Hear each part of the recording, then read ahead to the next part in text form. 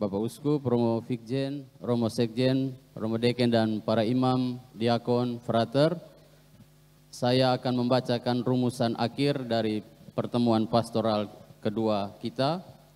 Ini hasil dari kami 3 orang, saya Romo Willem, Romo Feris, juga dibantu dengan masukan-masukan dari para imam yang lainnya.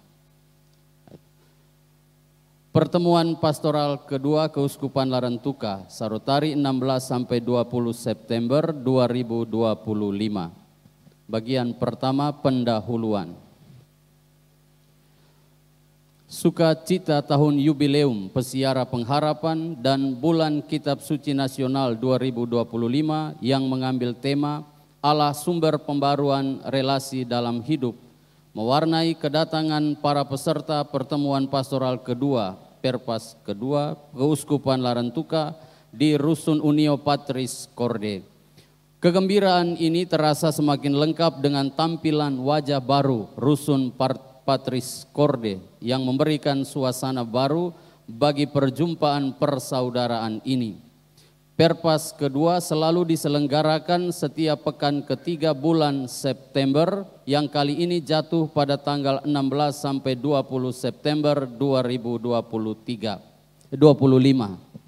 Bapak Uskup Monsinyur Fransiskus Kopongkung bersama 116 imam, 10 diakon, 20 frater dan 1 orang bruder berkumpul dalam semangat gereja sinodal di Multi Event Hall Sarotari untuk berbagi kisah perjalanan pastoral Keuskupan Larantuka. Dalam semangat berjalan bersama, peserta Perpas kedua melihat dan membarui diri demi Keuskupan Larantuka yang mandiri dan misioner.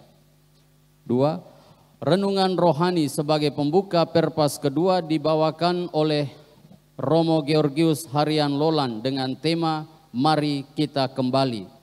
Ada sejumlah butir refleksi yang menarik untuk direnungkan. Pertama, tahun yubileum adalah musim pengharapan yang memanggil kita untuk melakukan pembaruan rohani dan terus berkomitmen pada transformasi dunia sesuai seruan Paus Fransiskus.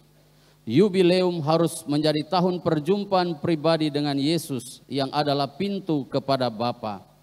Kita diajak untuk menjadi pintu bagi sesama dan semesta untuk bertemu dengan kerahiman Tuhan. Kedua, tema Bulan Kitab Suci Nasional 2025 mengajak kita untuk kembali kepada Allah, sumber pembaruan relasi dalam hidup. Kita membuka hati terhadap bimbingan Roh Kudus agar pembaruan diri dapat terjadi. Ketiga, kita kembali ke Golgota untuk berjumpa dengan Yesus. Golgota adalah tempat Yesus, anak domba Paskah yang tak bercela dan tak dipatahkan tulangnya, disalibkan untuk keselamatan dunia. Penyebutan taman di dekat Golgota mengingatkan kita dengan Taman Eden. Golgota menjadi pembaruan kembali apa yang dirusak oleh Adam dan Hawa di Taman Eden. Dengan kata lain, Golgota melestarikan pengharapan Eden.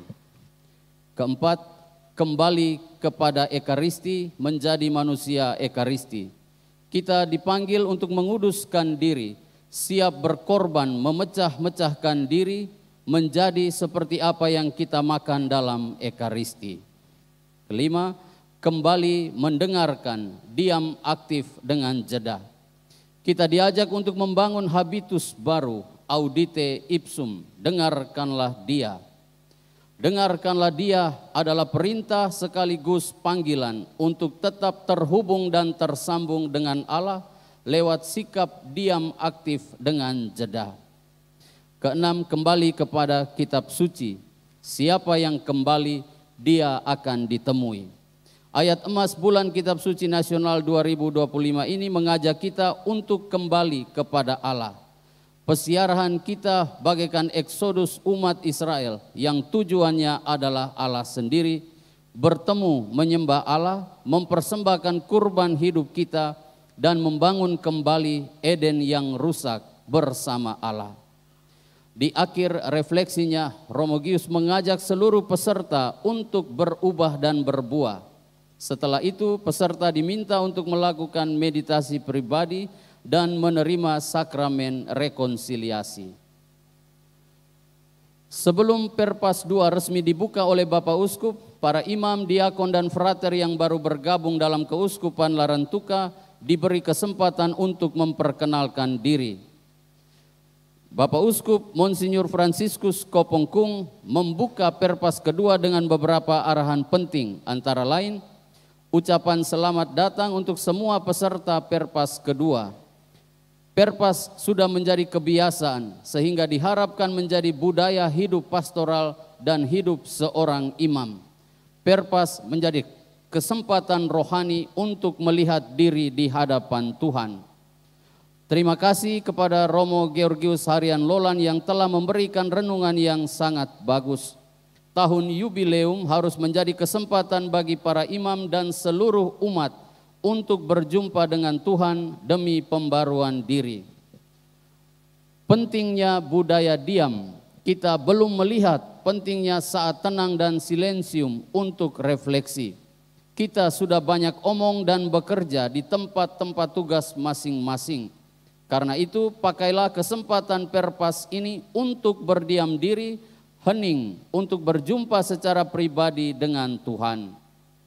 Keempat, dalam Perpas ini kita akan berbicara tentang beberapa agenda penting. Progress Report tahun evaluasi program jangka pendek tahap 3 PJPT 3 dari tiap-tiap dekenat dan rancangan loka karya tingkat keuskupan oleh Sekpas. Pertanyaan dasarnya, sesudah tahun evaluasi ini, apa yang mau kita buat sebelum sinode? Kita berharap loka karya ini dapat memberi jawaban atas pertanyaan itu. Agenda rutin lainnya ialah evaluasi atas kegiatan aksi puasa pembangunan 2025 dan sekaligus rancangan aksi puasa pembangunan 2026. Hal-hal lain akan dibicarakan dalam soal-soal keliling, termasuk diantaranya informasi Perpas Nusra ke-12 di Larantuka tanggal 1 sampai 5 Juli 2025 dan rencana tindak lanjutnya untuk Keuskupan Larantuka. 5. Momen Perpas selalu menjadi kesempatan yang bagus untuk perjumpaan persaudaraan yang memperkuat kerekanan para imam, diakon, dan frater. Bagian kedua, risalah dan agenda. Nomor 4, Progress Report tahun evaluasi PJPT 3 2025 dan rancangan loka karya tahun evaluasi. PJPT 3 Keuskupan Larantuka telah mencapai puncak pada tahun evaluasi 2025.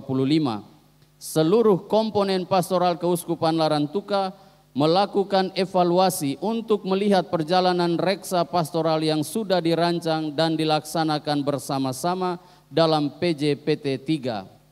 Dalam laporan evaluasi PJPT 3 tingkat dekenat dan rancangan loka karya tingkat keuskupan, kita menemukan sejumlah hal berikut. A. Apresiasi kepada semua komponen pastoral yang telah berpartisipasi dalam PJPT 3. Setiap dekenat memberikan laporan sesuai dengan kekasan annual program planning yang bermuara pada strategic program planning yang satu dan sama. Dari laporan yang diberikan terlihat bahwa semua komponen pastoral telah berupaya untuk mengimplementasikan secara nyata 5 bidang mandat Sinode 7 Keuskupan Larantuka tanggal 10 sampai 13 Oktober 2019 di seluruh wilayah Keuskupan Larantuka. B. Proses implementasi kelima bidang tersebut memberikan dampak dan manfaat yang sangat signifikan bagi kehidupan umat. Meskipun demikian, harus diakui bahwa masih ada temuan-temuan terkait kekurangan-kekurangan dalam reksa pastoral yang perlu mendapatkan perhatian serius. C. Situasi pandemi COVID-19 dan sinode luar biasa para uskup sedunia ke-16 dengan 3 tema penting, persekutuan, partisipasi, misi, telah turut memperkarya reksa pastoral PJPT 3 dengan lahirnya program-program adaptasi, integrasi, dan sintesis yang melibatkan subjek-subjek pastoral, agen pastoral, keluarga, dan orang muda Katolik. D. 4 bidang mandat Sinode 7, tata kelola, harta benda gereja, pedoman dan panduan, dan lembaga-lembaga belum mendapatkan perhatian yang optimal. Hal ini berujung pada banyak kota kosong pada format evaluasi. Tim Sekpas bertanggung jawab untuk menghimpun pihak-pihak yang bertanggung jawab membuat evaluasi terhadap keempat bidang tersebut. Setelah ketiga dekanat menyampaikan hasil ramuan evaluasi, Sekpas diberi kesempatan untuk menyampaikan rancangan persiapan lokakarya tingkat keuskupan yang akan terjadi pada tanggal 21 November 2025 di Larantuka.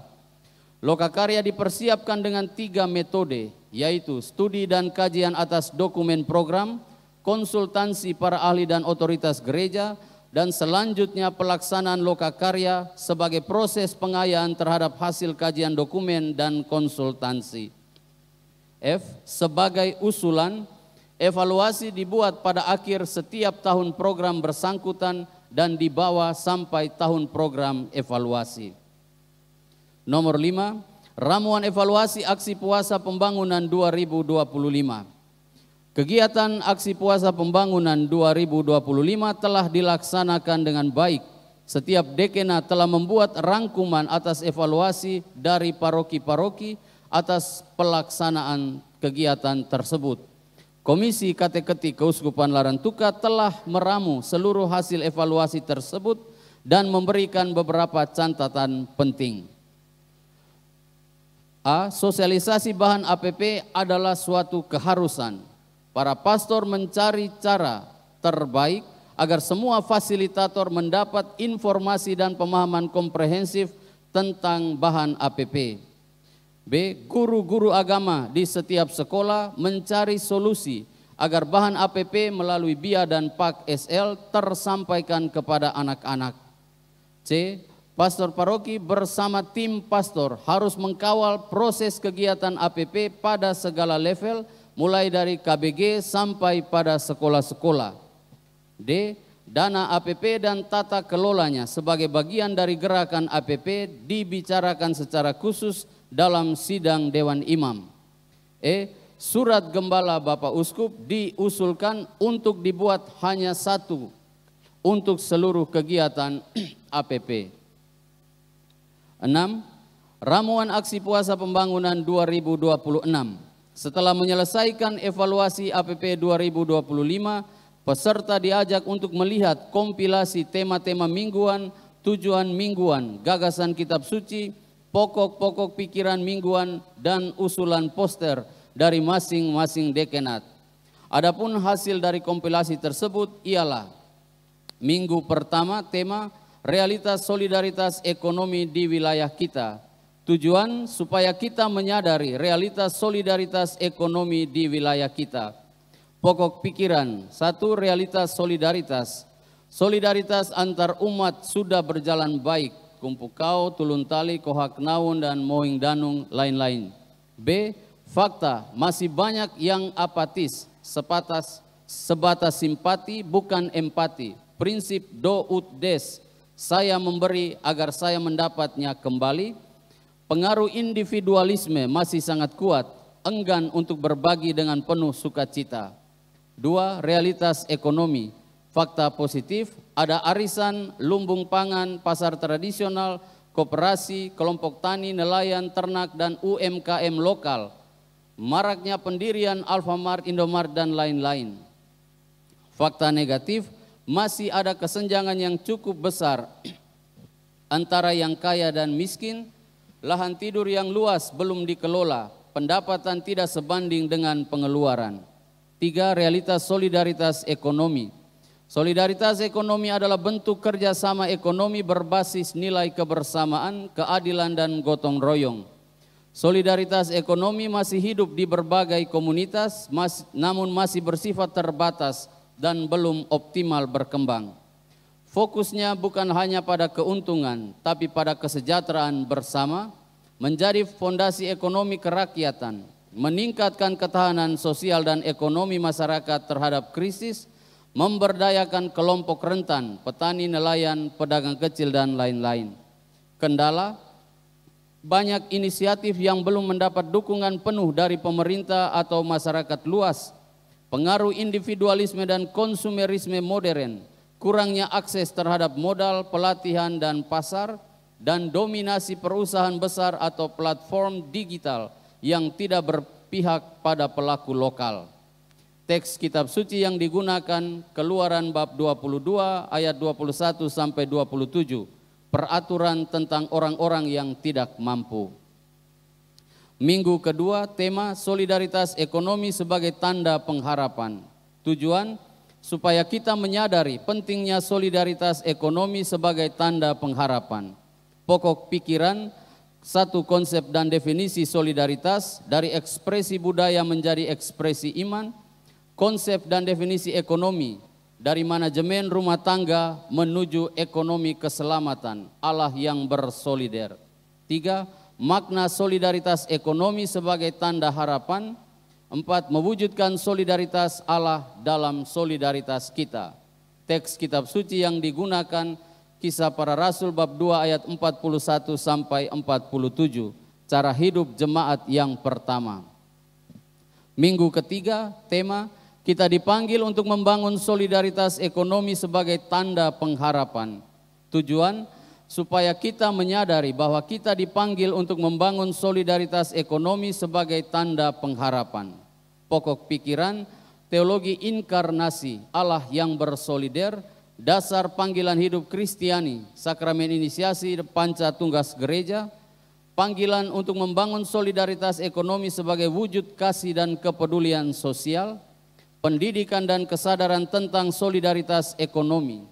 Teks kitab suci Kisah Para Rasul bab 18 ayat 1 sampai 4. Paulus di Korintus. Minggu keempat, tantangan dalam membangun solidaritas ekonomi sebagai tanda pengharapan. Tujuan supaya kita sadar bahwa ada tantangan dalam membangun solidaritas ekonomi sebagai tanda pengharapan. Pokok pikiran, tantangan dari dalam, pengaruh individualisme dan konsumerisme, kurangnya akses terhadap modal, pelatihan dan pasar, kurangnya kesadaran sosial dan empati. Tantangan dari luar, ketimpangan ekonomi yang terus meningkat, sistem ekonomi kapitalis yang menekankan individualisme, kepentingan politik dan ekonomi yang berbeda, krisis kepercayaan terhadap institusi dan pemerintah, keterbatasan akses terhadap sumber daya, keterbatasan infrastruktur dan teknologi, tantangan globalisasi dan ekonomi pasar bebas. 3. Tobat pribadi dan kolektif. Teks kitab suci Lukas bab 4 ayat 18 sampai 19. Yesus ditolak di Nazaret. Minggu kelima, bersama Roh Yesus yang bangkit, kita membangun solidaritas ekonomi sebagai tanda pengharapan. Tujuan supaya kita sadar bahwa bersama Roh Yesus yang bangkit, kita mampu membangun solidaritas ekonomi sebagai tanda pengharapan.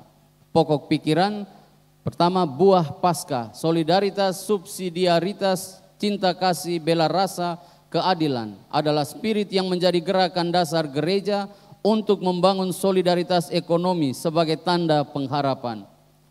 2. Spirit Roh Yesus yang bangkit yang membawa pengharapan bagi umat untuk terus melanjutkan karya cinta kasih hendaknya menyata juga dalam wajah gereja yang terus membangun solidaritas ekonomi sebagai tanda pengharapan. Muncul solidaritas dalam kebersamaan di KBG, Koperasi CUUBSP sebagai sebuah kekuatan dalam membangun solidaritas ekonomi sebagai tanda pengharapan, perubahan pola hidup, modus vivendi dan pola bertindak, modus operandi, program pastoral paroki yang membantu pemberdayaan ekonomi umat, penyederhanaan pesta-pesta adat, didukung dengan panduan dan pedoman pastoral yang mengatur pelaksanaan pesta. 3. Bula Paus Fransiskus tentang Spes non confundit, harapan tidak mengecewakan, yang memberi fokus pada poin kehadiran gereja sebagai tanda pengharapan, hendaknya menjadi spirit dari gerakan solidaritas dan bela rasa dalam bidang ekonomi. Teks kitab suci Yohanes 21 ayat 1 sampai 15. Yesus menampakkan diri kepada murid-muridnya di pantai Danau Tiberias.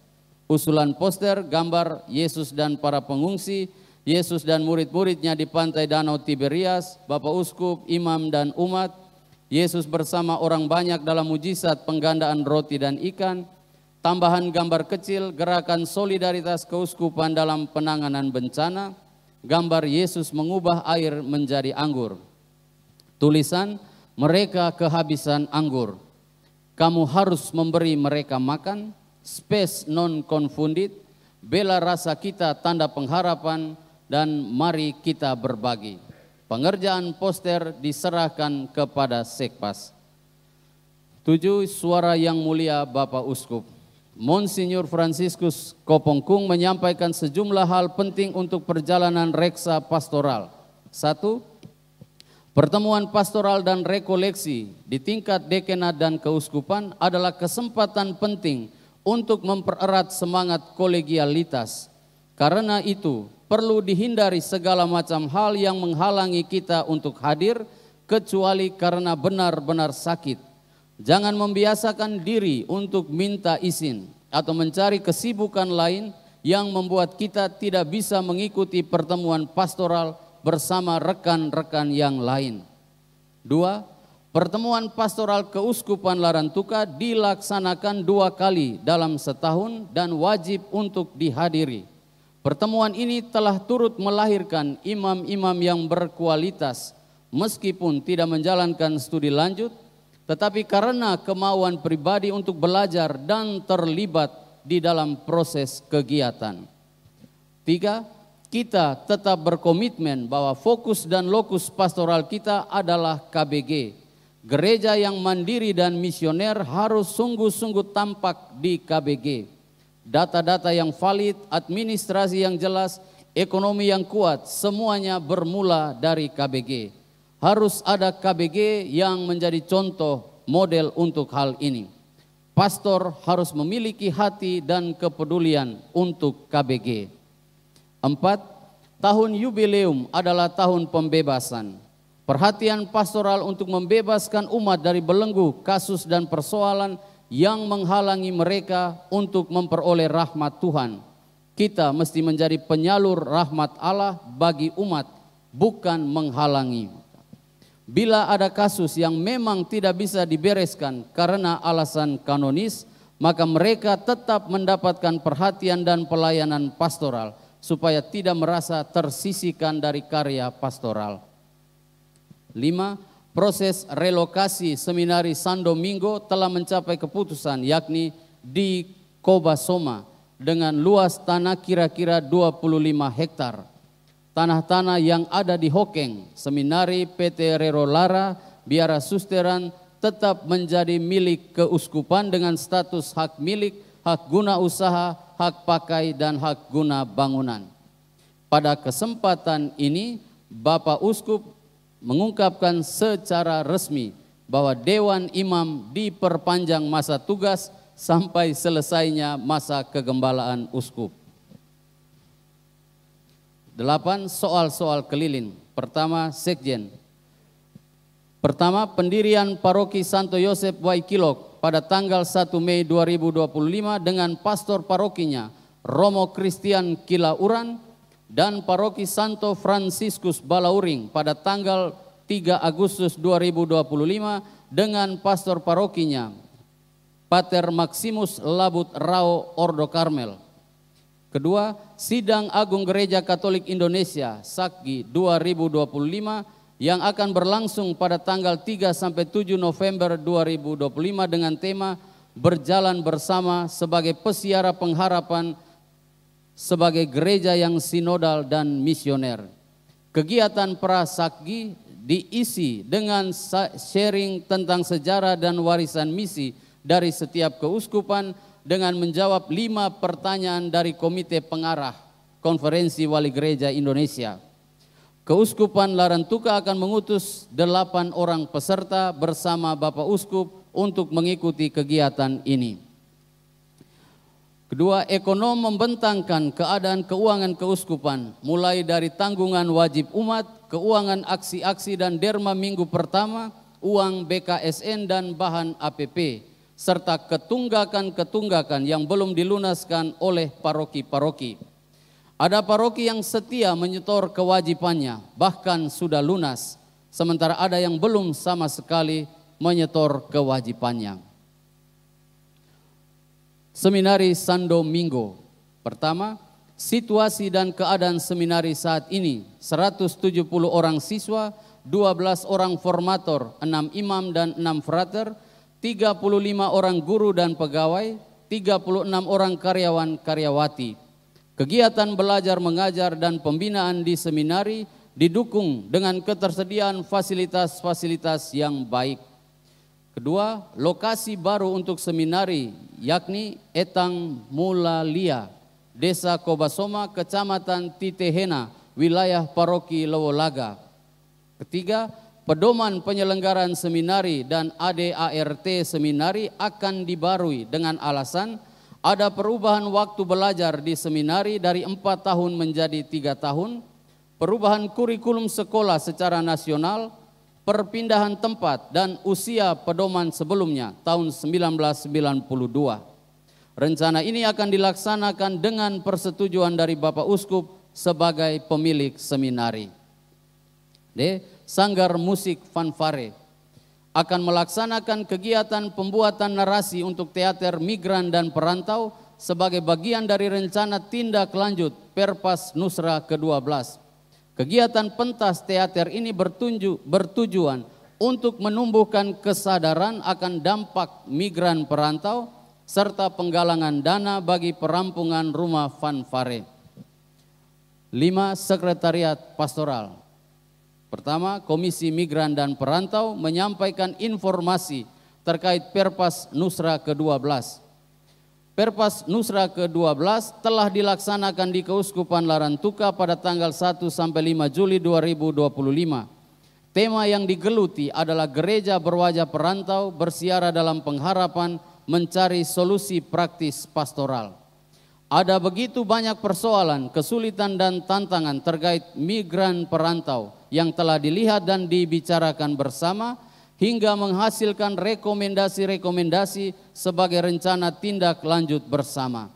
Merujuk pada rekomendasi-rekomendasi tersebut, Komisi Pastoral Migran Perantau Keuskupan Larantuka mendesain langkah-langkah tindak lanjut antara lain konsolidasi dan penguatan tim pastoral migran perantau, sosialisasi hasil Perpas Nusra ke-12 dalam bentuk modul untuk paroki dan KBG, membentuk forum BLK untuk pemberdayaan sosial ekonomi, bekerja sama dengan pemerintah untuk mendata migran dan perantau, menjajaki tersedianya rumah singgah migran dan kerja sama pengembalian jenazah PMI dengan Dinas Tenaga Kerja dan Dinas Sosial, publikasi Perpas Nusra ke-12, direktori dan katalog untuk pelayanan pastoral migran, dan MOU antar keuskupan.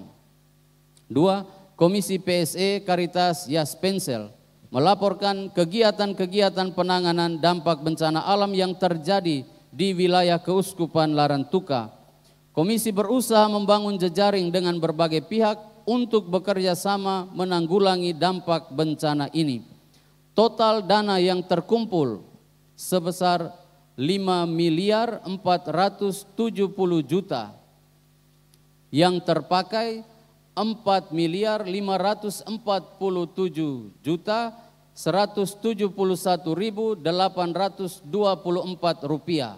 Sisanya 800.576.000 rupiah. Total penerima manfaat adalah 5.456 jiwa. Pada kesempatan ini juga Komisi PSE menyampaikan rancangan-rancangan kerja untuk waktu-waktu mendatang. 3. Komisi Gender melaporkan kegiatan yang telah dilaksanakan beserta rencana program yang akan dijalankan. Komisi ini telah memiliki penghubung di masing-masing dekenat. Menindak lanjut hasil Perpas Nusra ke-12, Komisi akan mengadakan pelatihan dan pembinaan bagi seksi gender paroki-paroki di tingkat keuskupan pada tanggal 25 sampai 26 Oktober 2025 dengan biaya Rp250.000 per peserta. 4. Komisi Kepemudaan memberikan informasi berkaitan dengan perayaan Nusra Youth Day yang akan dilaksanakan di Keuskupan Maumere tanggal 1 sampai 5 Juli 2026. Peserta yang menjadi utusan Keuskupan Larantuka ada 60 orang dengan rincian pembagian 54 orang muda Katolik dan 6 orang pendamping. Komisi juga berkomitmen untuk membuat pedoman dan panduan serta TOT bagi para pendamping OMK. 5. Komisi Kerawam memaparkan situasi dan data jumlah jiwa Katolik di 2 kabupaten dalam wilayah keuskupan serta pengaruhnya bagi kehidupan masyarakat. Komisi memberikan perhatian untuk para awam birokrat dan politisi Katolik di Keuskupan Larantuka. 6. Komisi Keluarga menyampaikan informasi kegiatan animasi bagi Rasul Awam Keluarga kerjasama Komkel KWI dan Komkel Keuskupan Larantuka yang telah terjadi di Rusun Unio Patris Korde tanggal 11 sampai 13 September 2025. Adapun kegiatan ini menghasilkan sejumlah rekomendasi dan keputusan khususnya untuk memantapkan tim Komisi Keluarga Keuskupan, Dekenat, dan membangun jejaring mitra kerja Komkel dengan para pihak. Bagian ketiga, rekomendasi dan keputusan. Perpas kedua menghasilkan beberapa rekomendasi dan keputusan yang menjadi komitmen bersama dalam Reksa Pastoral Keuskupan Larantuka antara lain. A.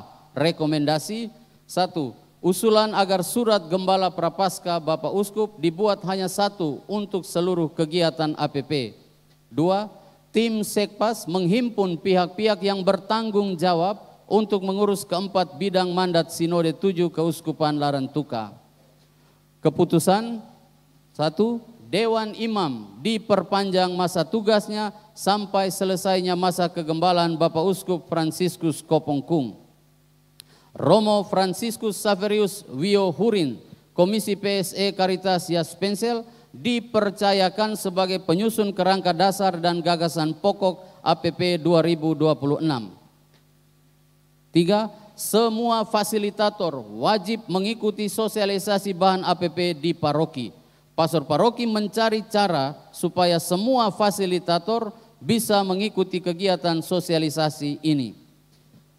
4. Poster APP 2026 diserahkan kepada tim Sekpas untuk mengerjakannya. Bagian keempat, penutup. Pertemuan pastoral kedua Keuskupan Larantuka telah terselenggara dalam suasana persaudaraan penuh sukacita. Semua peserta telah memberikan hati dan perhatian serta terlibat dalam seluruh proses hingga berhasil menetapkan beberapa hal penting untuk reksa pastoral kita menuju gereja yang mandiri dan misioner. Kita terus ada, hidup dan bergerak dalam semangat pengharapan tidak mengecewakan sambil juga menjadi tanda pengharapan bagi dunia. Kegembiraan dan harapan, duka dan kecemasan anak-anak dunia ini harus sungguh-sungguh menjadi kegembiraan dan harapan, duka dan kecemasan kita. Terima kasih untuk segala bentuk partisipasi, komitmen dan kerjasama kita. Ajakan mari kita kembali adalah sebuah panggilan untuk tetap terhubung dan tersambung dengan Kristus Kepala Gereja. Kita membangun komitmen untuk terus mendengarkan Dia dalam misi membangun kerajaan Allah di dunia ini.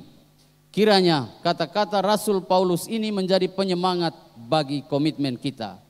Lakukanlah segala sesuatu dengan tidak bersungut-sungut dan berbantah-bantah, sehingga kamu bercahaya di tengah-tengah angkatan yang bengkok hatinya dan yang sesat. Filipi bab 2 ayat 14 sampai 15. Tuhan Yesus menyertai kita hingga akhir zaman dan Bunda Maria, Tuan Ma Renya Larantuka, terus mendampingi kita dengan doa-doanya yang tak pernah putus di hadapan Allah.